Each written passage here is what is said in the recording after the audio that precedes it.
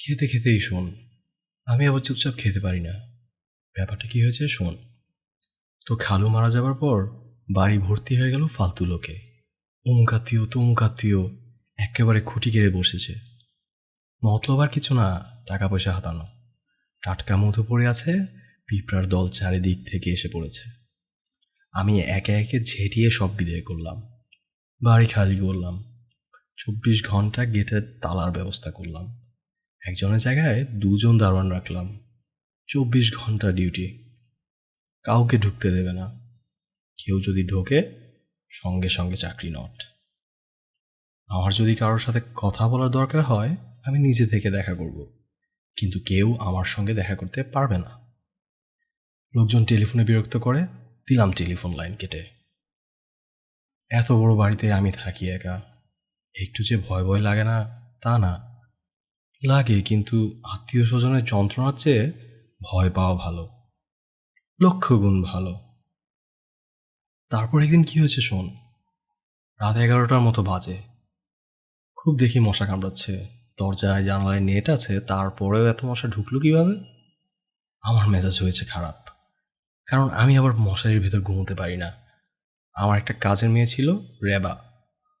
ওকে বললাম মশারি খাটিয়ে দিতে। ও মশারি খাটিয়ে দিল। মেজাজ টেজাজ খারাপ করে ঘুমোতে গেছি। বাতি নিভিয়ে মশারির কাছে গেলাম। মশারি তুলে দেখি মশারির ভিতর ও বসে আছে। তোর খালু ন্যাংটো হয়ে বসে আছে, কুটিসুটি মেরে বসা। মাথা ঘুরিয়ে আমার দিকে তাকিয়ে হাসলো। আমি চিৎকার দিয়ে অজ্ঞান। সেই থেকে শুরু। কখনো তাকে দেখি খাটের নিচে, কখনো বাথরুমের বাথটাবে, একদিন পেলাম ডিপ ফ্রিজে। কোথায়? ডিপ ফ্রিজে? হ্যাঁ, ডিপ ফ্রিজ সবসময় বাবুর্চি খোলে। সেদিন ফ্রিজে জিনিসপত্র কি আছে দেখার জন্য ডালাটা তুললাম, দেখি একেবারে খালি ফ্রিজ। সেখানে ও বসে ঠান্ডায় থরথর করে কাঁপছে। এই হলো ব্যাপার, বুঝলি? এরপর থেকে রাতে ঘুমোতে পারি না।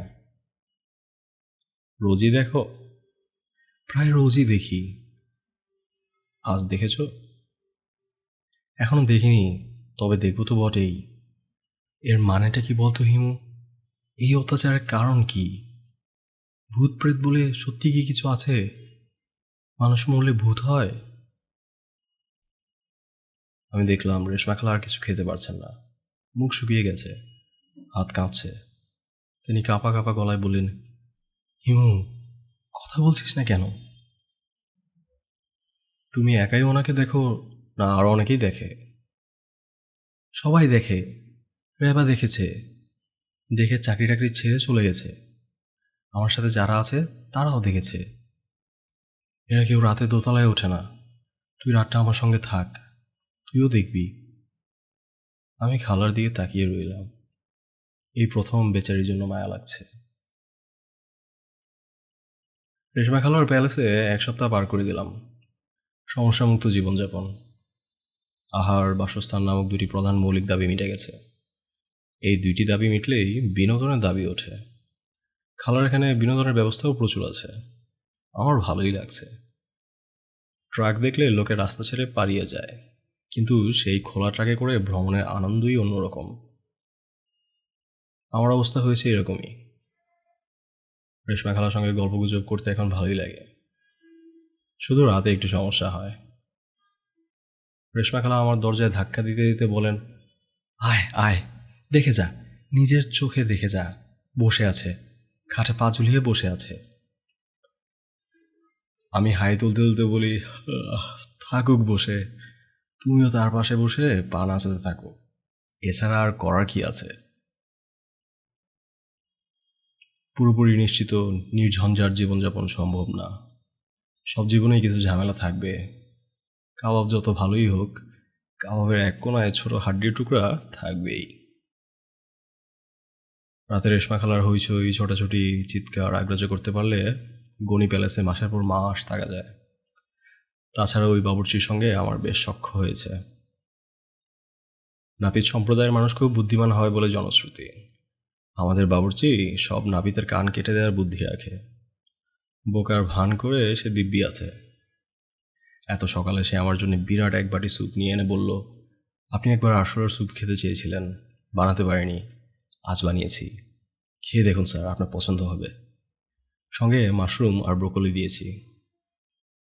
বাটির ঢাকনা খুলে আমার নাড়ি ভুড়ি পাক দিয়ে উঠল। সাদা রঙের স্যুপ, 3-4টা তেলাপোকা ভাসছে, একটা আবার উল্টো হয়ে আছে, তার কিলবিলে পা দেখা যাচ্ছে। বাবুর্চি শান্ত স্বরে বলল, সস টস কিছু লাগবে স্যার? আমি বললাম, কিছুই লাগবে না। তাকে পুরোপুরি হতভম্ব করে 1 চামচ মুখে দিয়ে বললাম, স্যুপটা মন্দ হয়নি, তবে আরশোলার পরিমাণ কম হয়েছে। আমি কোন চিজ সে ধরতে পারিনি। ধরতে পারলে আমার সঙ্গে রসিকতা করতে যেত না। আমি তাকে সামনে দাঁড় করিয়ে এই পুরো বাটি স্যুপ খেয়ে ফেললাম। বেশ ভালো হয়েছে। পরের বার আরশোলার পরিমাণ বাড়াতে হবে, এটা যেন মনে থাকে। বাবুর্চি বিড়বিড় করে বলল, জি আচ্ছা স্যার। রেশমা খালা আমার প্রতি যথেষ্ট মমতা প্রদর্শন করেছেন। সেই মমতার নিদর্শন হচ্ছে আমাকে বলেছেন, ও হিমু, তোর তো ভিক্ষুকের মতো হাঁটাহাঁটির স্বভাব। হাঁটাহাঁটি না করলে পেটের ভাত হজম হয় না। এখন থেকে গাড়ি নিয়ে হাঁটাহাঁটি করবি। আমি বললাম, সেটা কীরকম? বাজার নিয়ে বের হবি, যেখানে যেখানে হাঁটতে ইচ্ছা করবে ড্রাইভারকে বলবি গাড়ি নিয়ে যাবে। এটা মন্দ না। গাড়িতে চড়িয়া মর্দ হাঁটিয়া চলিল। কিছুদিন থেকে আমি পাজেরো নিয়েই হাঁটছি। আশ্চর্য হয়ে লক্ষ্য করছি, এই গাড়িতে বসলেই ছোট ছোট গাড়ি বা রিক্সাকে চাপা দেওয়ার প্রবল ইচ্ছা হয়। ট্রাক ড্রাইভার কেন অকারণে টেম্পো বা বেবি ট্যাক্সির উপর ট্রাক তুলে দেয়, আগে কখনো বুঝিনি। এখন বুঝতে পারছি। এখন মনে হচ্ছে দোষটা সর্বাংশের ট্রাক ড্রাইভারদের নয়, দোষটা ট্রাকের। যে বড় সে ছোটকে পিষে ফেলতে চাইবে, এটাই স্বাভাবিক জাগতিক নিয়ম। ডারউইন সাহেবের ধারণা সার্ভাইভাল ফর দ্য ফিটেস্ট শুধু জীবজগতের জন্য প্রযোজ্য হবে, বস্তু জগতের জন্য প্রযোজ্য হবে না, তা হয় না। পাচার নিয়ে হাঁটতে বেরোবার একটাই সমস্যা, গলিপথে হাঁটা যায় না, রাজপথে হাঁটতে হয়। এরকম রাজপথে হাঁটতে বের হয়ে একদিন ইরার সঙ্গে দেখা। সে বেশ হাত নেড়ে গল্প করতে করতে একটা ছেলের সঙ্গে যাচ্ছে। দূর থেকে দুজনকে প্রেমিক প্রেমিকার মতোই লাগছে। ছেলেটা সুদর্শন, লম্বা, ফর্সা, কোঁকড়ানো চুল, কফি কালারের শার্টে সুন্দর মানিয়েছে। তার চেহারায় আলগা গাম্ভীর্য। সুন্দরী মেয়ে সঙ্গে নিয়ে হাঁটলেই আপনা আপনি ছেলেদের চেহারায় কিছু গাম্ভীর্য চলে আসে, তার একটু বেশি এসেছে। আমি পাজেরো ড্রাইভারকে বললাম, ওই যে ছেলে মেয়ে দুটি যাচ্ছে, ঠিক ওদের পেছনে গিয়ে বিকট হর্ন দিন, যেন দুজন ছিটকে দুদিকে পড়ে যায়। ড্রাইভার বিরক্ত হয়ে বলল, তারা যাচ্ছে ফুটপাতে, ফুটপাতে গাড়ি নিয়ে উঠবো কীভাবে? তাহলে তাদের সাইডে গিয়েই হর্ন দিন, চেষ্টা করবেন হর্নটা যত সম্ভব বিকট করার জন্য। তাই করা হলো। হর্ন শুনে ছেলেটার হাত থেকে জ্বলন্ত সিগারেট পড়ে গেল। ইরা ছেলেটার মতো চমকালো না। মেয়েদের স্নায়ু ছেলেদের চেয়ে শক্ত হয়। আমি গলা বাড়িয়ে বললাম, এই ইরা, এই যাচ্ছ কোথায়? ইরা চোখ বড় বড় করে তাকিয়ে আছে। সঙ্গী ছেলেটা হতভম্ব। আমি প্রায় অভিমানের মতো গলায় বললাম, ওই যে তুমি মেসে এসে একবার গল্পগুজব করে গেলে, তারপর তোমার কোনো খোঁজই নেই। ব্যাপার কি বলো তো? আমি এমন কি অন্যায় করেছি? আর চোখে তাকিয়ে দেখি ছেলেটার চোখ মুখ পাংশুবর্ণ ধারণ করেছে। তার প্রেমিকা অন্য একজনের মেসে গল্প করে সময় কাটাচ্ছে, এটা সহ্য করা বেশ মুশকিল। কোনো প্রেমিকই করে না। আমি হাসি মুখে বললাম, উঠে এসো এরা, উঠে এসো। তোমার সঙ্গে 1,00,000 কথা আছে।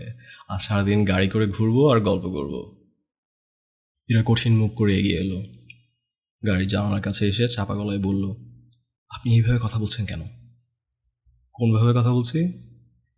এমনভাবে বলছেন যেন আপনি আমার দীর্ঘদিনের পরিচিত। ব্যাপার সেরকম নয়। মুহিব না জানি কি ভাবছে। মুহিবটাকে? ওই ক্যাবলা? ক্যাবলা বলবেন না, কোনোদিন না, কখনো না। তোমার ক্লোজ ফ্রেন্ড? হ্যাঁ। তার ফ্রেন্ডশিপ কতটা গাঢ় সেটা আজ আমরা একটু পরীক্ষা করি। তুমি এক কাজ করো, মুহিবকে সম্পূর্ণ উপেক্ষা করে গাড়িতে উঠে এসো। ওর প্রেমের দৌড়টা পরীক্ষা করা যাক। সে হতভম্ব হয়ে তাকিয়ে থাকবে, রাগে থরথর করে কাঁপবে, সেটা দেখতে ইন্টারেস্টিং হবে। সবার সঙ্গেই আপনি এক ধরনের খেলা খেলেন, আমার সঙ্গে খেলবেন না। এবং আপনি আমাকে আবার তুমি করে বলছেন, এরকম কথা ছিল না। আপনি তাহলে গাড়িতে উঠবেন না? অবশ্যই না। আপনি আমাকে কি ভেবেছেন, পাপেট? সুতা দিয়ে বাঁধা পাপেট। গাড়িতে না উঠলে চলে যাই, শুধু শুধু সময় নষ্ট করার কোনো মানে হয় না। তাছাড়া মুহিব ছেলেটি কেমন ক্যাবলার মতো হা করে আছে, দেখতে খারাপ লাগছে। আপনি বরং ওর কাছে চলে যান, ওকে বলুন হাঁ করে তাকিয়ে না থাকতে, মুখে মাছি ঢুকে যেতে পারে। এরকম অশালীন ভঙ্গিতেও আর কোনোদিন কথা বলবেন না। আর কোনোদিন আপনার সঙ্গে দেখাই হবে না, কথা বলার তো প্রশ্নই আসছে না। দেখা হবে না মানে কি? দেখা হবে না মানে দেখা হবে না। মাসখানেকের জন্য আমি অজ্ঞাতবাসে যাচ্ছি। কোথায়? হয় টেকনাফে, নয় তেঁতুলিয়ায়। বাদলের বাড়িতে আপনাকে যেতে বলেছিলাম, আপনি যাননি। ওই বাড়িতে আপনাকে ভয়ঙ্কর দরকার। দরকার হলেও কিছু করার নেই। আচ্ছা ইরা, আমি বিদায় হচ্ছি, তুমি কৃষ্ণের কাছে ফিরে যাও। ইরা কয়েক মুহূর্ত চুপ করে থেকে বলল, আপনি এখন চলে গেলে আর আপনার দেখা পাবো না। বাদলের আপনাকে ভয়ঙ্কর দরকার। তাহলে দেরি করে লাভ নেই, উঠে এসো। এই গাড়িটা কার? কার আবার? আমার? তুমি দেরি করছো ইরা। আপনি আসলে চেষ্টা করছেন মুহিবের কাছ থেকে আমাকে সরিয়ে নিয়ে যেতে। কেন বলুন তো? ঈর্ষা। ঈর্ষা মানে? আপনি কি আমার প্রেমে পড়েছেন যে ঈর্ষা? মুহিব আর একটা সিগারেট ধরিয়েছে, তার মুখে বিরক্তির গাঢ় রেখা। সে কর্কশ গলায় ডাকলো, ইরা শুনে যাও। আমি বললাম, যাও, শ্রীকৃষ্ণের বাঁশি বেজে উঠেছে। ইরা দোটানায় পড়ে গেল। আমি ড্রাইভারকে বললাম, চলো যাও যাক। ড্রাইভার হুশ করে বের হয়ে গেল। যতটা স্পিডে তার বের হওয়া উচিত তার চেয়েও বেশি স্পিডে বের হলো। মনে হচ্ছে সেও খানিকটা অপমানিত বোধ করছে। পাজরের মতো বিশাল গাড়ি আগ্রাহ্য করার দুঃসাহসকে সেই গাড়ির ড্রাইভার ক্ষমা করে দেবে, তা হয় না। এখন কোন দিকে যাম স্যার? দিক ঠিক না, চলতে থাকো। দুপুরের দিকে আমি আমার পুরোনো মেসে গেলাম। বদরুল সাহেবের খোঁজ নেওয়া দরকার। চাকরির কিছু হয়েছে কিনা হওয়ার কোনো সম্ভাবনা আমি দেখছি না, তবে বদরুল সাহেবের বিশ্বাস থেকে মনে হচ্ছে হয়ে যেতেও পারে। মানুষের সবচেয়ে বড় শক্তি তার বিশ্বাস। অনেকক্ষণ কড়া নাড়ার পর বদরুল সাহেব দরজা খুললেন। তার হাসি খুশি ভাব আর নেই, চোখ বসে গেছে। এই দুদিনেই মনে হয় শরীর ভেঙে পড়েছে। তার গোলগাল মুখটা কেমন লম্বাটে দেখাচ্ছে। বদরুল সাহেবের খবর কি? খবর বেশি ভালো না হিমু ভাই। কেন বলুন তো? আমার স্ত্রীর শরীরটা খুব খারাপ। ছোট মেয়ের চিঠি গত পরশু পেয়েছি। চিঠি পাওয়ার পর থেকে খেতেও পারছি না, ঘুমোতেও পারছি না। ঢাকায় পড়ে আছেন কেন? আপনার চলে যাওয়া উচিত না? ইয়াকুব আগামীকাল বিকালে দেখা করতে বলেছে, এজন্যই যেতে পারছি না। শেষ পর্যন্ত তাহলে আপনার চাকরি দিচ্ছে? জি, চাকরিটাও খুব বেশি দরকার। চাকরি না পেলে সবাই না খেয়ে মরব। আমি খুবই গরিব মানুষ হিমু ভাই। কত শখ ছিল স্ত্রী পুত্রকন্যা নিয়ে একসঙ্গে থাকবো, অর্থের অভাবে সম্ভব হয় নাই। একবার মালিবাগে একটা বাসা প্রায় ভাড়া করে ফেলেছিলাম।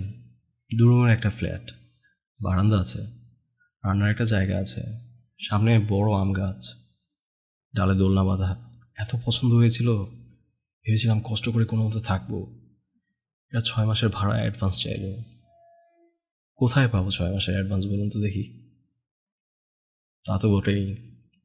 হিমু ভাই, ছোটো মেয়ের চিঠিটা একটু পড়ে দেখেন। মাত্র ক্লাস 6-এ পড়ে, কিন্তু ভাই চিঠি পড়লে মনে হয় কলেজে পড়া মেয়ের চিঠি। দুটা বানানো অবশ্য ভুল করেছে। চিঠি পড়লাম।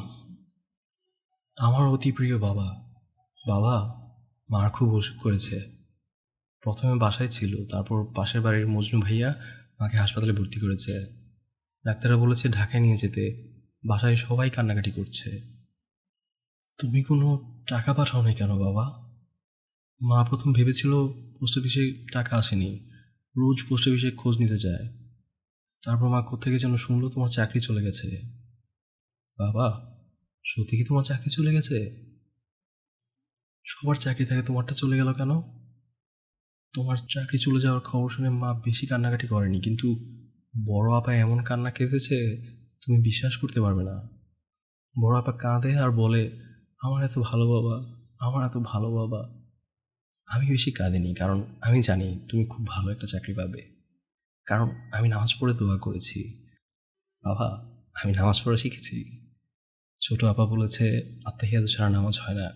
ওই দোয়াটা এখনো মুখস্থ হয়নি, এখন মুখস্থ করছি। মুখস্থ হলে আবার তোমার চাকরির জন্য দোয়া করব। বাবা, মার শরীর খুব খারাপ, এত খারাপ যে তুমি যদি মাকে দেখো চিনতে পারবে না। তুমি তাড়াতাড়ি চলে এসো বাবা। ইতি, তোমার অতি আদরের ছোট মেয়ে Zaheda Begum, class 6, roll number 1। চিঠি পড়েছেন হিমু ভাই? জি। মেয়েটা পাগলি আছে, চিঠি শেষে সব শেষে কোন ক্লাস, রোল নম্বর কত লিখে দেয়। ফার্স্ট হয়তো এই জন্য বোধহয় লিখতে ভালো লাগে। ভালো লাগারই কথা। দুটা বানান ভুল করেছি, লক্ষ্য করেছেন? খোঁজ আর মুখস্থ। মুখস্থ দীর্ঘকার দিয়ে লিখেছে। কাছে থাকি না, কাছে থাকলে যত্ন করে পড়াতাম। সন্ধ্যাবেলা নিজের ছেলে মেয়েদের পড়াতে বসার আনন্দের কি কোনো তুলনা আছে? তুলনা নেই, সবই কপাল। বদরুল সাহেবের চোখে পানি এসে গেছে, তিনি চোখের পানি মুছছেন। যতই মুছছেন ততই তার চোখে পানি আসছে। বদরুল সাহেব। জি হিমু ভাই? আগামীকাল 5টার সময় আপনার ইয়াকুব সাহেবের কাছে যাওয়ার কথা না? জি। আমি ঠিক 4:40 এসে আপনাকে নিয়ে যাব। আমিও যাব আপনার সঙ্গে। আপনার বন্ধু আবার আমাকে দেখে রাগ করবে না তো? জি না, রাগ করবে না। রাগ করার কি আছে? সে যেমন আমার বন্ধু, আপনিও তেমন আমার বন্ধু। আপনি সঙ্গে থাকলে ভালো লাগবে। চাকরির সংবাদ একসঙ্গে পাবো। দুঃখ ভাগাভাগি করতে ভালো লাগে না ভাই সাহেব, কিন্তু আনন্দ ভাগাভাগি করতে ভালো লাগে। ঠিক বলেছেন। দুপুরে কিছু খেয়েছেন? জি না। আসুন ভাত খেয়ে আসি। খেতে ইচ্ছা করছে না হিমু ভাই। এমনিতেই মেয়ের চিঠিটা পড়ে মনটা খারাপ, তার উপরে এমন একটা ঘটনা ঘটেছে, মনটা ভেঙে গেছে। কি ঘটনা? বলতে লজ্জা পাচ্ছি হিমু ভাই। লজ্জা পেলে বলার দরকার নেই। না, আপনার কাছে কোনো লজ্জা নেই, আপনি শুনুন। ফার্মগেট গিয়েছি, হঠাৎ দেখি রশিদ, আব্দুর রশিদ, নগ্ন, শুধু কোমরে একটা গামছা। এর তার কাছে যাচ্ছে আর বলছে একটা লুঙ্গি কিনে দিতে। আপনার সঙ্গে কথা হয়েছে? জি না, ও যেন আমাকে দেখতে না পায় এই জন্য পালিয়ে চলে এসেছি। তারপর নিজের একটা লুঙ্গি, একটা শার্ট নিয়ে আবার গেলাম, তাকে পাইনি। মানুষের কী অবস্থা দেখেছেন হিমু ভাই? জি দেখলাম। ইয়াকুবের কাছে ওর চাকরির কথা বলবো ভাবছি। আগে নিজেরটা হোক, তারপর বলবেন। রসিককে দেখে এতটা মন খারাপ হয়েছে। আপনি তাহলে দুপুরে কিছু খাবেন না? জি না। তাহলে আমি উঠি। আগামীকাল চাকরির খবরটা নিয়ে আমরা একটা কাজ করব, সরাসরি আপনার দেশের বাড়িতে চলে যাব। সত্যি যাবেন হিমু ভাই? যাব। আপনার ভাবির শরীরটা খারাপ, আপনাকে যে 4টা ভালো মন্দ রেঁধে খাওয়াবে সেই উপায়ও নেই। শরীর ঠিক করিয়ে ভালো মন্দ রাঁধিয়ে খেয়ে তারপর আসবো। ভাবি সবচেয়ে ভালো রাঁধে কোন জিনিসটা বলুন তো? গরু গোশতের একটা রান্না সে জানে, অপূর্ব। মেথি বাটা দিয়ে রাঁধে। পুরো একদিন সিরকা আদা রসুনের রসে মাংস ডুবিয়ে রাখে, তারপর খুব অল্প আছে সারাদিন ধরে জাল হয়। বাইরে থেকে এক ফোঁটা পানিও দেওয়া হয় না। কী যে অপূর্ব জিনিস ভাই সাহেব। ওই মেথির রান্নাটা ভাবিকে দিয়ে রাঁধাতে হবে। অবশ্যই অবশ্যই। পোনা মাছ যদি পাওয়া যায় তাহলে আপনাকে এমন এক জিনিস খাওয়াবো, এই জীবনে ভুলবেন না। কচি সজনে পাতা বেটে পোনা মাছের সঙ্গে রাঁধতে হয়। কোনো মশলা না, কিছু না, 2টা কাঁচামরিচ, 1 কোয়া রসুন, একটু পেঁয়াজ। এই দেখুন, বলতে বলতে জিভে পানি চলে এসেছে। জিভে পানি যখন এসে গেছে, চলুন খেয়ে আসি। জি আচ্ছা চলুন। আপনি দেশে যাবেন ভাবতেই এত ভালো লাগছে। মেস থেকে বেরোবার মুখে ম্যানেজার হায়দার আলী খাঁ বললেন, স্যার আপনি মেসে ছিলেন না, আপনার কাছে ওই মেয়েটা 2বার এসেছিল। ইরা? জি ইরা। ওনার বাসায় যেতে বলেছে, খুব দরকার। জানি, আমার সঙ্গে ওই মেয়ে দেখা হয়েছে। ওই মেয়ে যদি আবার আসে বলবেন গেট লস্ট। স্যার কি কি বলবো? বলবেন গেট লস্ট, কঠিন গলায় বলবেন। জি আচ্ছা। হায়দার আলী খাঁ পিছিয়ে চা খাচ্ছিলেন, আবার সারা শরীরে চা ফেলে দিলেন।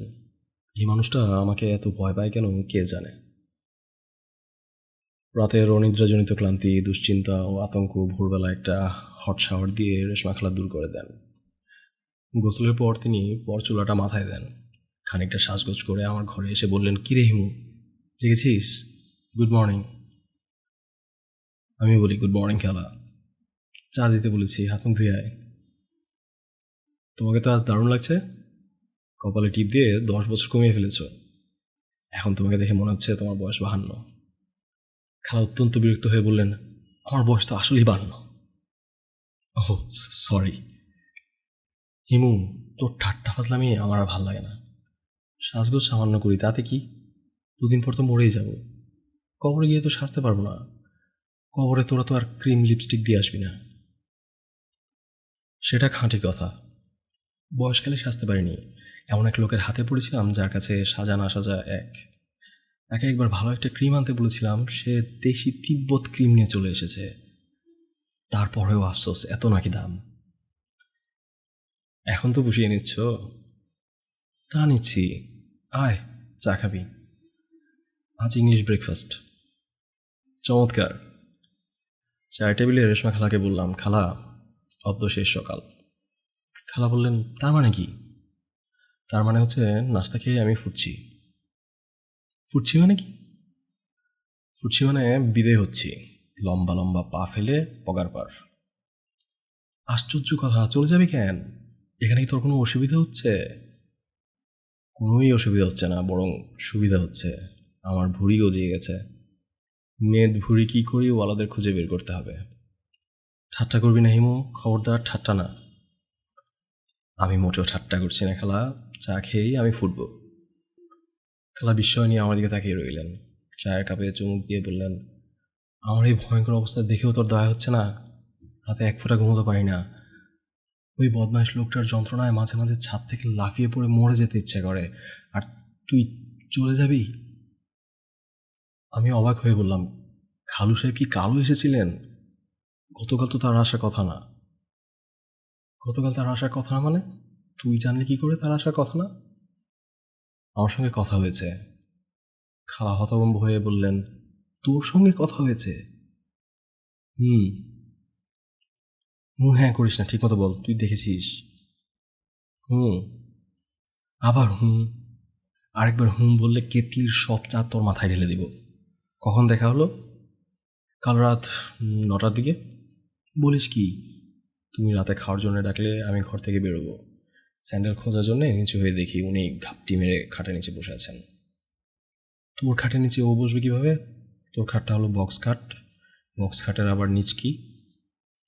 ঠিক নিচে না, বলতে ভুল করেছি, খাটের সাইডে। গায়ে কাপড় চোপড় ছিল? হুম। তুই দেখে ভয় পেলি না? ভয় পাবো কেন?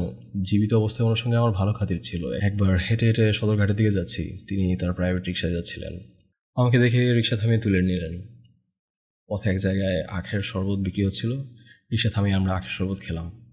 আরেকটু এগিয়ে দেখি ডাব বিক্রি করছে, রিক্সা থামিয়ে 2জন ডাব খেলাম। তারপর খালু সাহেব আইসক্রিম কিনলেন। খেতে খেতে আমরা 3জন যাচ্ছিলাম। 3জন হলো কিভাবে? রিক্সাওয়ালাও খাচ্ছিল। 3জন মিলে রীতিমতো এক উৎসব। বুঝলে খালা, তখনই বুঝলাম ইনি একজন অসাধারণ মানুষ, প্রায় মহাপুরুষ পর্যায়ের। ব্যবসায়ীরাও মহাপুরুষ হতে পারে কোনোদিন ভাবিনি। তুই এক কথা থেকে অন্য কথায় চলে যাচ্ছিস, আসল কথা বল। খাটের নিচে ও বসেছিল। খাটের নিচে না, সাইডে। তারপর আমি বললাম, খালু সাহেব কেমন আছেন? সে কি বলল? কিছু বললেন না, মনে হলো লজ্জা পেলেন। তখন আমি বেশ রাগ রাগ ভাব নিয়ে বললাম, আপনার মতো একটা ভদ্রলোক মেয়ে ছেলেকে ভয় দেখাচ্ছেন, এটা কি ঠিক হচ্ছে? ভয় দেখানোর মধ্যেও তো শালীনতা ভদ্রতা আছে। ন্যাংটো হয়ে ভয় দেখান, তাও নিজের স্ত্রীকে। ছি ছি ছি। তুই কি সত্যি এসব বলেছিস? হ্যাঁ বললাম। উনি আমার কথায় লজ্জা পেলেন খুব, মাথা নিচু করে ফেললেন। আমার তখন মনটা একটু খারাপ হলো। আমি বললাম, এসব করছেন কেন? সে কি বলল? কথাবার্তা তার খুব পরিষ্কার না, অস্পষ্ট। কিছু বোঝা যায়, কিছু বোঝা যায় না। তবু যা বুঝেছি, উনি বললেন, তোর খালাকে শিক্ষা দেওয়ার জন্যই এসব করছি, শিক্ষা হয়ে গেলে আর করব না। রেশমা খালা ফস করে বললেন, শিক্ষা? কিসের শিক্ষা? আমি কি করেছি যে সে আমাকে শিক্ষা দেবে? সারা জীবন যন্ত্রণা করেছে, মরার পরেও যন্ত্রণা দিচ্ছে। আর কিছু না, লোকটা ছিল হাড় বদমাস। আমিও খালু সাহেবকে এই কথাই বললাম, শুধু বদমাসটা বললাম না। তখন খালু সাহেব বললেন, তুমি আসল ঘটনা জানো না, তোমার খালা আমাকে বিষ খাইয়েছিল। এত বড় মিথ্যা কথা আমার নামে, এত সাহস! ব্যথায় তখন ওর দম যায় যায় অবস্থা, আমার মাথা নেই ঠিক, দৌড়ে ওষুধ নিয়ে এনে খাওয়ালাম। খালু বললেন, যেটা খাওয়ানোর কথা সেটা না খাইয়ে ভুলটা খাইয়েছ। পিঠে মালিশের ওষুধ 2 চামচ খাইয়ে দিয়েছ। ইচ্ছে করে তো খাওয়াইনি, হয় আমার মাথা এলোমেলো। আমিও খালু সাহেবকে তাই বললাম। আমি বললাম, এটা অনিচ্ছাকৃত একটা ভুল। রেশমা খালা মানুষ খুন করার মতো মহিলাই না, অতি দয়াদ্র মহিলা। এটা শুনে কি বলল? খিক খিক করে অনেকক্ষণ হাসলো। তারপর আমি বললাম, এখনও আপনার প্রতি খালার গভীর ভালোবাসা। আপনার স্মৃতি রক্ষার্থে Ganimiya institute of modern art করবে। শুনে কি বলল? শুনে বললেন, এইসব যদি করে তাহলে লাথি মেরে মাগের কোমর ভেঙে ফেলব। ভূত হওয়ার পর খালু সাহেবের ভাষার খুব অবনতি হয়েছে। স্ত্রীকে মাগি বলা জীবিত অবস্থায় ওনার জন্য অকল্পনীয় ছিল। রেশমা খালা এখন আর চায়ের কাপে চুমুক দিচ্ছেন না, স্থির চোখে তাকিয়ে আছেন। চোখের দৃষ্টি আগের মতো না, অন্যরকম। আমি খালু সাহেবকে বললাম, যা হবার হয়েছে, মাফ করে দেন। ক্ষমা যেমন মানব ধর্ম, তেমনি ক্ষমা হচ্ছে ভূত ধর্ম। উনি এক শর্তে ক্ষমা করতে রাজি হয়েছেন। শর্তটা কি? শর্তটা হচ্ছে, তুমি তার সমস্ত বিষয় সম্পত্তি দান খয়রাত করবে, স্কুল কলেজে দেবে, এতিমখানা করবে, তার দরিদ্র সব আত্মীয় স্বজনকে সাহায্য করবে। তাহলেই তিনি আর তোমাকে বিরক্ত করবেন না। হিমু, জিগালা, তুই অসম্ভব বুদ্ধিমান। তুই কিছুই দেখিসনি, কারোর সঙ্গেই তোর কথা হয়নি, পুরোটা আমাকে বানিয়ে বানিয়ে বলেছিস। অন্ধকারে ঢিল ছুঁড়েছিলি, ঢিল লেগে গেছে। তোর খালু যেমন বোকা ছিল, আমিও ছিলাম বোকা। শুধু ছিলাম না, এখনও আছি। কথা দিয়ে তুই আমাকে প্যাচে ফেলেছিস। তোর ধারণা, তোর কথা শুনে তার কোটি কোটি টাকা আমি দান খয়রাত করে নষ্ট করব? রাতে ভূত হয়ে আমাকে ভয় দেখায়, তাতে কি হয়েছে? দেখাক যত ইচ্ছা, বদমাইশের বদমাইশ। এখন রাতে ভয় দেখাচ্ছেন, তারপর দিনেও দেখাবেন। আমাকে সেরকমই হিন্টস দিলেন। বেশি চালাকি করতে চাস না হিমু, তোর চালাকির আমি পরোয়া করি না। খবরদার, তোকে যেন আর কোনোদিন এই বাড়ির আশেপাশে না দেখি। আর দেখবে না খালা, এই যে আমি ফুটবো, জন্মের মতোই ফুটবো। খালা শোনো, খালু সাহেবের সঙ্গে দীর্ঘ কথাবার্তার যে বর্ণনা আমি দিলাম তার পুরোটাই বানানো, তবে ওনাকে আমি কিন্তু দেখেছি। চুপ থাক হারামজাদা। বিশ্বাস করো, ওনাকে আমি দেখেছি, এবং তুমি যে ওনাকে মেরে ফেলেছো এটা উনি ইশারায় আমাকে বোঝালেন। উনি কোনো কথা বলেননি। ভূতদের সম্ভবত কথা বলার ক্ষমতা থাকে না। চুপ হারামজাদা, শুয়োরের বাচ্চা, চুপ! রেশমা খালা ভয়ানক হইচই শুরু করলেন। বাবুর্চি, দারোয়ান, মালি সবাই ছুটে এলো। রেশমা খালা রাগে কাঁপতে কাঁপতে বললেন, এই চোরটাকে লাথি মেরে বের করে দাও। রেশমা খালার কর্মচারীরা ম্যাডামের আদেশ অক্ষরে অক্ষরে পালন করলেন। রেশমা খালা রাগে কাঁপতে কাঁপতে বললেন, এই চোরটাকে লাথি মেরে বের করে দাও। রেশমা খালার কর্মচারীরা ম্যাডামের আদেশ অক্ষরে অক্ষরে পালন করলো, শুধু লাথিটা দিল না। লাথির বদলে এমন গলা ধাক্কা দিল যে রাস্তায় উল্টে পড়তে পড়তে কোনো মতে রক্ষা পেলাম। খালার বাড়িতে আমার ভ্যাকসিনের একটা ব্যাগ রয়ে গেল। ব্যাগের ভেতর আমার ইহজাগতিক যাবতীয় সম্পদ, 2টা শার্ট, একটা খুব ভালো কাশ্মীরি শাল। শালটার রূপা আমাকে জন্মদিনে দিয়েছিল। আমি হতদরিদ্র মানুষ হলেও বুকে হাত দিয়ে একটা কথা বলতে পারি, ঢাকা শহরে এমন দামি শাল আর কারোরই নেই। গলা ধাক্কার ভেতর যে দিন শুরু হয়েছে সেই দিনের শেষটা কেমন হবে ভাবতেই আতঙ্ক লাগছে। বিকালে বদরুল সাহেবকে নিয়ে ইয়াকুব নামক ইন্ডাস্ট্রিয়ালিস্টের কাছে যাবার কথা, সেখানে কোন নাটক হবে কে জানে।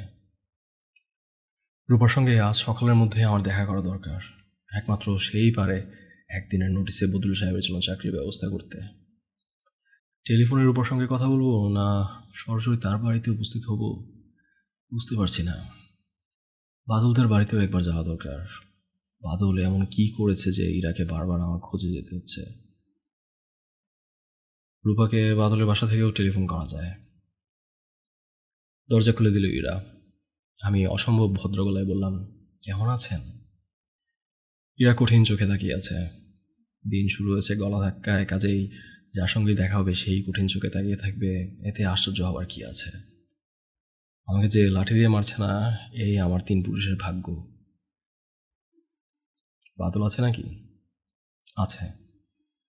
ফুপা ফুপু আছেন? সবাই আছেন, আপনি বসুন। এরা কঠিন মুখে ভেতরে চলে গেল। এমনভাবে গেল যেন বন্দুক আনতে গিয়েছে। ফুপা অফিসে যাওয়ার প্রস্তুতি নিচ্ছিলেন। প্যান্ট পরেছেন, বোতাম লাগানো হয়নি, প্যান্টের বেল্টও লাগানো হয়নি। এই অবস্থাতেই চলে এলেন। আগুন আগুন চোখে তাকালেন। স্বামীর পেছনে পেছনে স্ত্রী, তার চোখেও আগুন।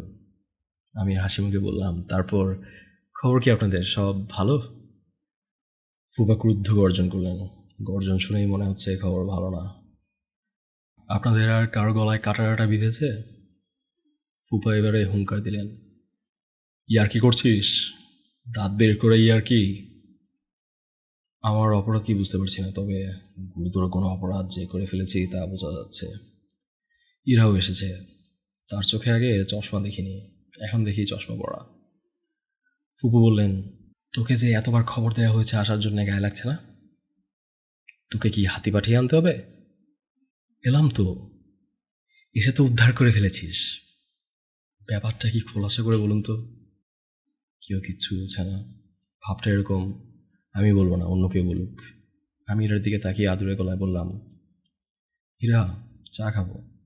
ইরা এমন ভাব করলো যেন অত্যন্ত অপমানসূচক কোনো কথা তাকে বলা হয়েছে। আমি বললাম, তুমি যদি চা বানাতে না পারো তাহলে লুৎফার মাকে বলো।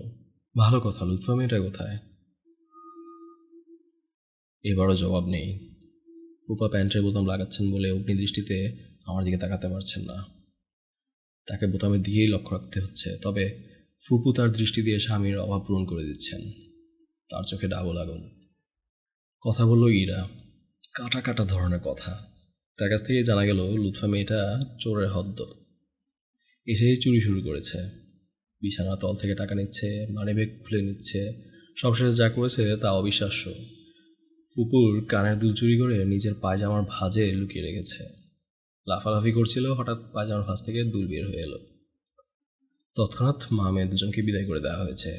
কাজেই বাড়িতে এই মুহূর্তে কোনো কাজের মেয়ে নেই। আগের মতো চাইলেই চা পাওয়া যাবে না। বাদলের প্রসঙ্গে যা জানা গেল তা কানের দুলের চেয়েও ভয়াবহ। সে গত 10 দিন হলো ইউনিভার্সিটিতে যাচ্ছে না। দরজা বন্ধ করে ধ্যান করছে। আমি মধুর ভঙ্গিতে ফুপার দিকে তাকিয়ে বললাম, ধ্যান করা তো গুরুতর অপরাধের পর্যায়ে পড়ে না, আপনারা তো আপসেট কেন? ফুপা বললেন, মুগুর দিয়ে এমন বাড়ি দেব যে সব কটা দাঁত খুলে চলে আসবে। ধ্যান করা শেখায় সাহস কত বড়। যা, ধ্যান কিভাবে করছে নিজের চোখে দেখে আয়। কিভাবে ধ্যান করছে? কাপড় জামা খুলে ধ্যান করছে। আরামজাদা 10 দিন ধরে বিছানার উপর ন্যাংটো হয়ে বসে আছে। সে কি? আবার বলে সে কি? তুই নাকি বলেছিস ন্যাংটো হয়ে ধ্যান করতে? ধ্যান করা কাকে বলে তোকে আমি শেখাবো। বন্দুক দিয়ে আজ তোকে আমি গুলি করে মেরে ফেলবো। গুরুদেব এসেছে, ধ্যান শেখায়। ফুপু বললেন, তুমি এত হইচই করো না, তোমার প্রেশারের সমস্যা আছে, তুমি অফিসে চলে যাও। যা বলার আমি বলছি। অফিস চুলায় যাক, আমি হিমুকে সত্যি সত্যি গুলি করে মেরে তারপর অফিসে যাব। গুরুদেবগিরি বের করে দেব। ইরা বলল, হইচই করে তো লাভ কিছু হবে না, ব্যাপারটা ভালো মীমাংসা হওয়া দরকার। উনি বাদলকে বুঝিয়ে বলবেন যেন সে এসব না করে। তারপর এ বাড়ি ছেড়ে চলে যাবেন। আর কখনো এ বাড়িতে আসবেন না এবং বাদলের সঙ্গে কোনো রকম যোগাযোগ তিনি রাখবেন না। উপা তীব্র গলায় বললেন, যোগাযোগ রাখবে কীভাবে? আরামজাদাকে আমি দেশ ছাড়া করবো না, এ ক্রিমিনাল। পরিস্থিতি ঠান্ডা হতে 8 ঘন্টার মতো লাগলো। এর মধ্যে এরা চা বানিয়ে আনলো। ফুপার অফিসের গাড়ি এসেছিল, তিনি আমাকে গুলি করা আপাতত স্থগিত রেখে অফিসে চলে গেলেন। ফুপু ফোঁস করে কাঁদতে বসলেন। ফোঁসফোঁসানির মাঝখানে যা বললেন তা হচ্ছে, এত বড় দামড়া ছেলে ন্যাংটো হয়ে বসে আছে, কি লজ্জার কথা। তাকে তার ঘরে খাবার দিয়ে আসতে হয়। ভাগ্যিস বেশি লোকজন জানে না, জানলে নির্ঘাত পাবনা মেন্টাল হসপিটালে ভর্তি করিয়ে আসতো। ইরা আমার দিকে তাকিয়ে মোটামুটি শান্ত ভঙ্গিতেই বলল, আপনি চা খেয়ে দয়া করে বাদলের কাছে যান, তাকে বুঝিয়ে বলুন সে বাস্তব এবং কল্পনা গুলিয়ে ফেলেছে। আমি চায়ের কাপ হাতে বাদলের ঘরে গিয়ে টোকা দিলাম। বাদল আনন্দিত গলায় বলল, হিমু ভাই। আমি টোকা শুনেই টের পেয়েছি, তুমি ছাড়া এরকম করে কেউ টোকা দেয় না। তুই ধ্যান করছিস নাকি? হচ্ছে না। দরজা খোল দেখি। বাদল দরজা খুলল। সে যে নগ্ন হয়েই বসেছিল সেটা বোঝা যাচ্ছে। তার কোমরে তয়লা জড়ানো, মুখে আনন্দ ঝলমল করছে। তোমাকে দেখে এত আনন্দ হচ্ছে হিমু ভাই, মনে হচ্ছে কেঁদে ফেলবো। তুই মনে হচ্ছে নাগা সন্ন্যাসীদের পথ ধরে ফেলেছিস। তুমি একবার বলেছিলে না, সব ত্যাগ করতে হবে, আসল জিনিস পেতে হলে সর্বত্যাগী হতে হবে, পোশাক পরিচ্ছদ ত্যাগ করতে হবে। বলেছিলাম নাকি? হ্যাঁ বলেছিলে। ওই স্টেজে তো ঝপ করে যাওয়া যায় না রে, ধাপে ধাপে উঠতে হয়। ব্যাপারটা হলো সিঁড়ির মতো, লম্বা সিঁড়ি, সিঁড়ির এক একটা ধাপ পার হয়ে উঠতে হয়। ফস করে জামা কাপড় খুলে ন্যাংটো হওয়া কোনো কাজের ব্যাপার না। শার্ট প্যান্ট পরে ফেলবো? অবশ্যই পরে ফেলবি। ইউনিভার্সিটি খোলা না? হ্যাঁ। আজ ক্লাস আছে? হ্যাঁ আছে। জামা কাপড় পরে ক্লাসে যা, সাধনার প্রক্রিয়া তোকে আমি শিখিয়ে দেব। আস্তে আস্তে উপরে উঠতে হবে, কাউকে কিছু বুঝতে দেওয়া যাবে না। তুই ন্যাংটা হয়ে বসে আছিস আর এদিকে বাড়িতে কান্নাকাটি পড়ে গেছে, এভাবে সাধনা হয়? ঠিকই বলেছ। ইউনিভার্সিটিতে যেতে বলছো? অবশ্যই। আমার ইউনিভার্সিটিতে যেতে একেবারে ইচ্ছে করে না। কি ইচ্ছে করে? সারাক্ষণ ইচ্ছে করে তোমার সঙ্গে সঙ্গে থাকি, তোমার সঙ্গে পথে পথে হাঁটি। পাশাপাশি দুভাবে থাকা যায়, স্থূলভাবে থাকা যায়, এই যেমন তুই আর আমি এখন পাশাপাশি বসে আছি। আবার সূক্ষ্মভাবে চেতনার ভেতরেও থাকা যায়। তুই যেই ভাববি আমার সঙ্গে আছিস, অমনি তুই আমার পাশে চলে এসেছিস। সাধারণ মানুষ স্থূল অর্থেই জীবনকে দেখে, এতেই তারা সন্তুষ্ট। তুই নিশ্চয়ই সাধারণ মানুষ হতে চাস না? না। ভেরি গুড, যা ইউনিভার্সিটিতে চলে যা। আচ্ছা যাচ্ছি। হিমু ভাই, তুমি কি আমার একটা রিকোয়েস্ট রাখবে? Just one. তোর একটা না, তোর 1,00,000 রিকোয়েস্ট রাখবো। বলে ফেল। ইরা মেয়েটাকে একটা শিক্ষা দেবে, কঠিন একটা শিক্ষা। সে কি করেছে? তোমাকে নিয়ে শুধু হাসাহাসি করে, রাগে আমার গা জ্বলে যায়। সামান্য ব্যাপারে গা জ্বললে হবে কিভাবে? আমার কাছে সামান্য না, কেউ তোমাকে কিছু বললে আমার মাথা খারাপের মতো হয়ে যায়। হিমু ভাই, তুমি ইরাকে একটা শিক্ষা দিও, ওকে শিক্ষা দিতেই হবে। কি শিক্ষা দেব? ওকেও তুমি হিমু বানিয়ে দাও, মহিলা হিমু, যেন সে হলুদ পাঞ্জাবি পরে রাস্তায় রাস্তায় হাঁটে। মেয়ে মানুষ হয়ে রাত বিরেতে রাস্তায় হাঁটবে, এটা ঠিক হবে না। তাছাড়া এমন একজন ভালো ছাত্রী। বেশ, তাহলে তুমি তাকে এক রাতের জন্য হিমু বানিয়ে দাও, জাস্ট ফর ওয়ান নাইট। দেখি। না, দেখা দেখি না, তোমাকে বানাতে হবেই, তুমি ইচ্ছা করলেই হবে। ফুপু এবং ইরার বিস্মিত চোখের সামনে দিয়ে বাদল কাপড় চোপড় পরে ইউনিভার্সিটিতে চলে গেল। ইরা আমার দিকে তাকিয়ে বলল, আপনি যা করেছেন তার জন্য ধন্যবাদ, এখন দয়া করে এই বাড়িতে আর আসবেন না। আমি বললাম, জি আচ্ছা, শুধু একটা টেলিফোন করব, টেলিফোন করে জন্মের মতো চলে যাব। ইরা বলল, যদি সম্ভব হয় আপনি দয়া করে নিজেকে বদলাবার চেষ্টা করবেন।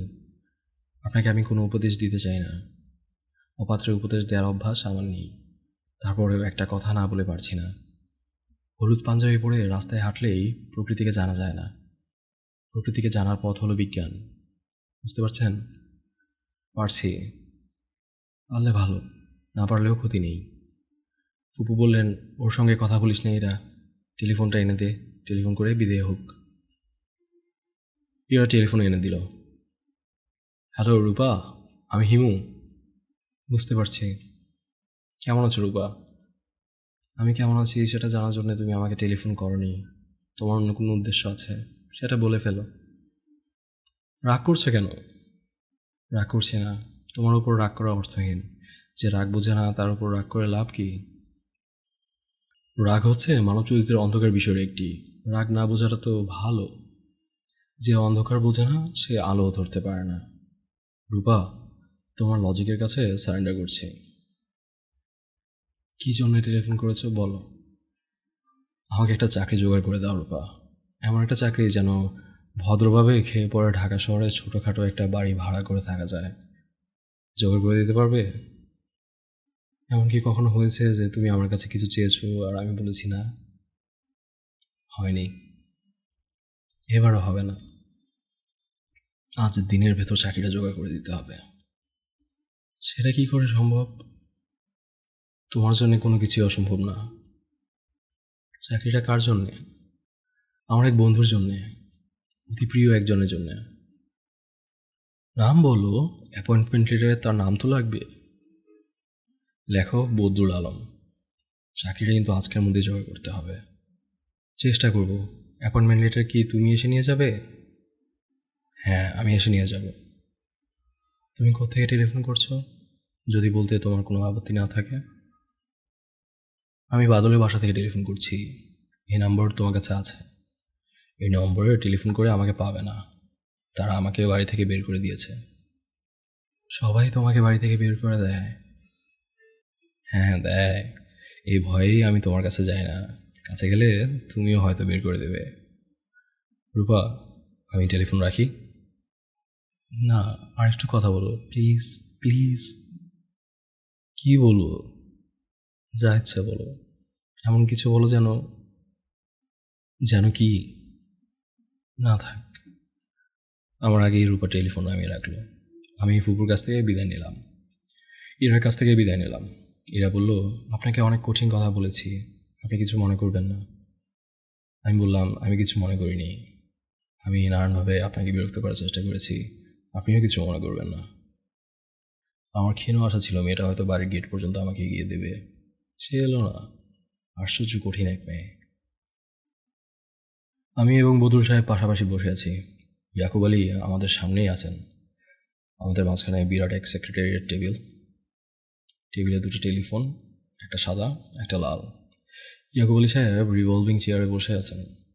তিনি অসম্ভব ব্যস্ত। আমরা বসে থাকতে থাকতে 3-4টা টেলিফোন করলেন।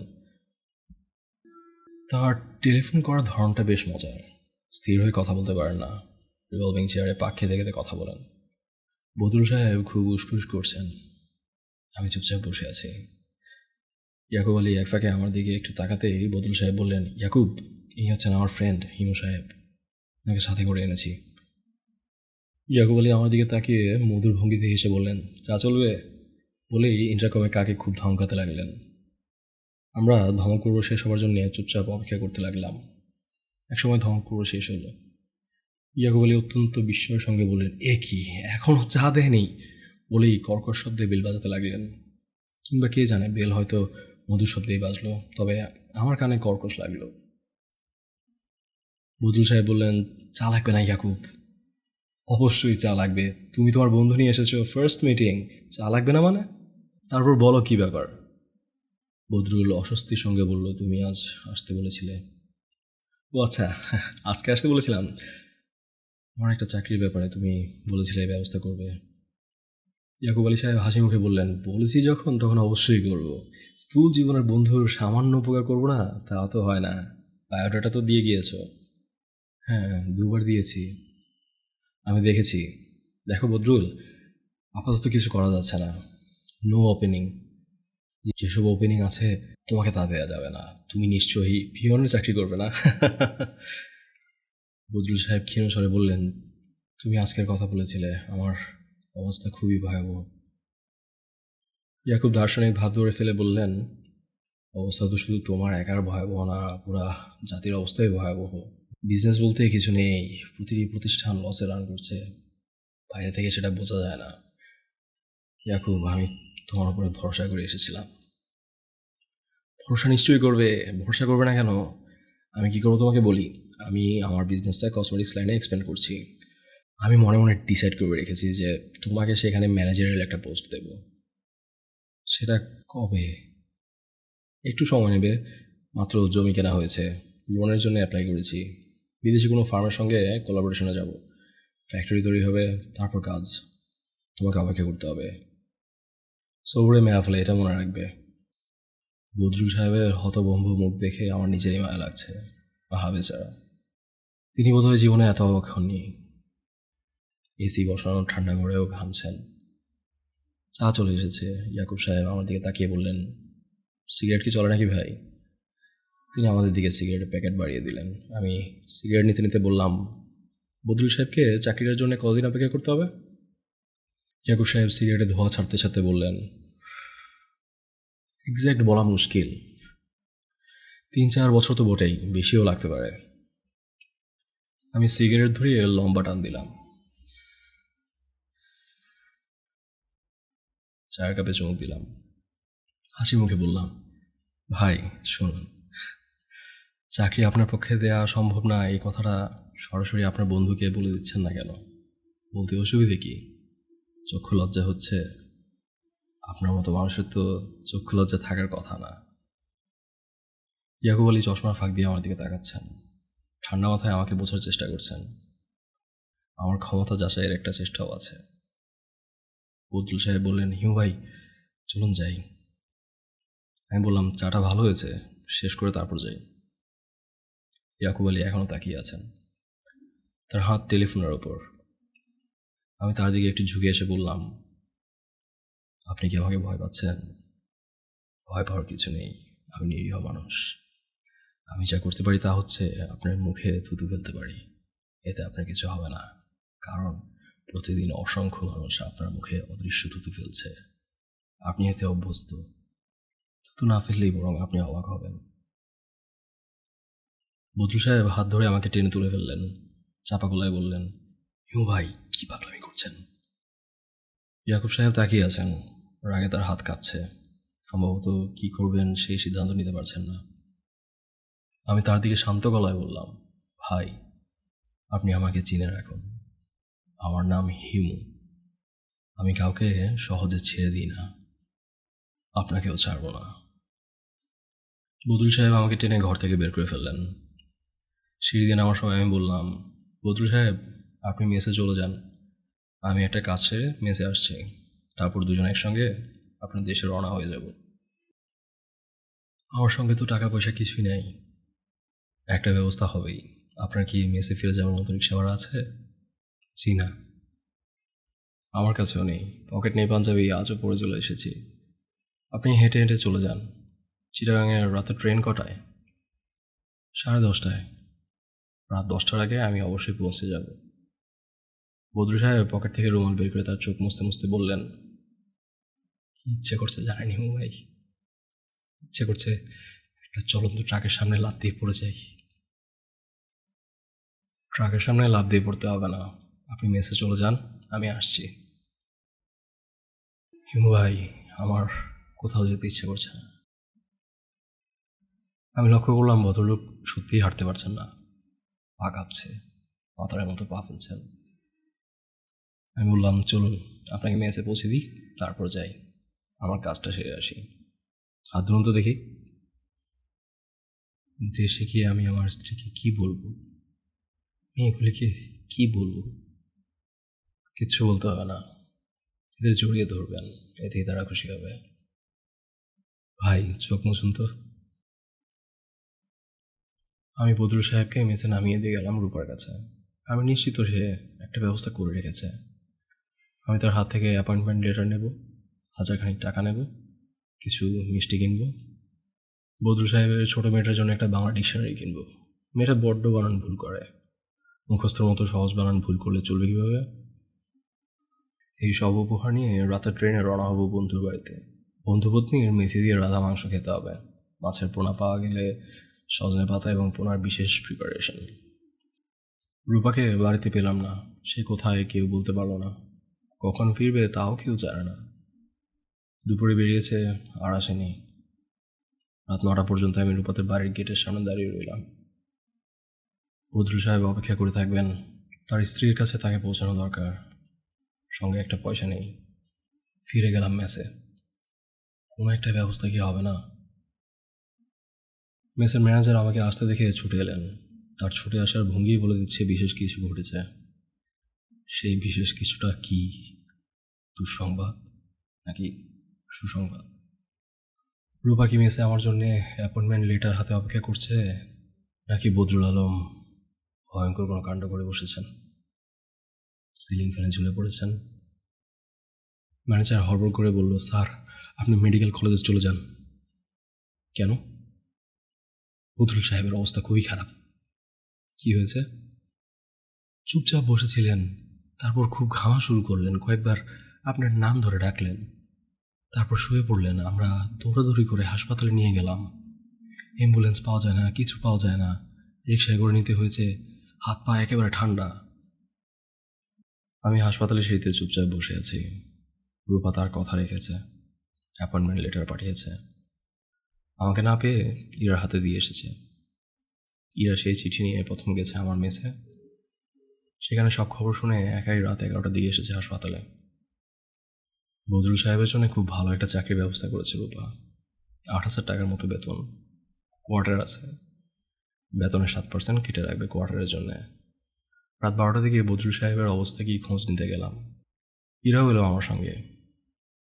ডাক্তার সাহেব বললেন অবস্থা ভালো না, গান ফেরেনি। গান ফেরার সম্ভাবনা কি আছে?